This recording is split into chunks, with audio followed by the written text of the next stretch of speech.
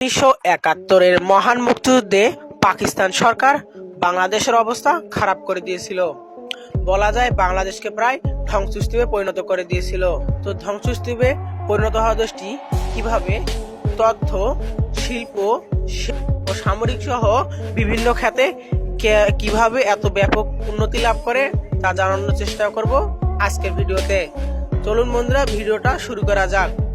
তো আপনারা যেমনটি জানেন, 1971 সালে বাংলাদেশের মোট পপুলেশন ছিল 68 মিলিয়ন মার্কিন ডলার।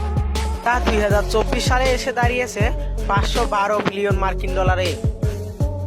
তো বন্ধুরা, বুঝতেই পারছেন 1971 সালের বাংলাদেশ আর বর্তমান বাংলাদেশের মধ্যে অনেকটাই পার্থক্য রয়েছে। বাংলাদেশ এখন দক্ষিণ এশিয়ার মধ্যে উচ্চ মধ্য আয়ের দেশে পরিণত হয়েছে। বাংলাদেশ যেভাবে পদ্মা ব্রিজ, মেট্রো রেল ও কর্ণফুলী টানেলের মতো বহুমুখী প্রকল্প উদ্বোধন করছে, তাতে বলা যায় যে আগামী 20 বছরের মধ্যে বাংলাদেশ এতটাই উন্নতি লাভ করবে যে পৃথিবীর অন্যান্য দেশের সঙ্গে বাংলাদেশের জিডিপি মিলে যাবে। বাংলাদেশের জিডিপি দাঁড়াবে 12,500 মার্কিন ডলারে, এটি বাংলাদেশি টাকায় প্রায় 12,50,000 টাকা।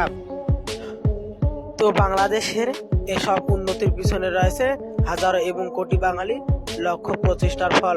তো আপনিও যদি বাংলাদেশের একটি নাগরিক হয়ে থাকেন, তো এই ভিডিওটি একটি লাইক দিয়ে চ্যানেলটিকে সাবস্ক্রাইব করে পাশে থাকবেন।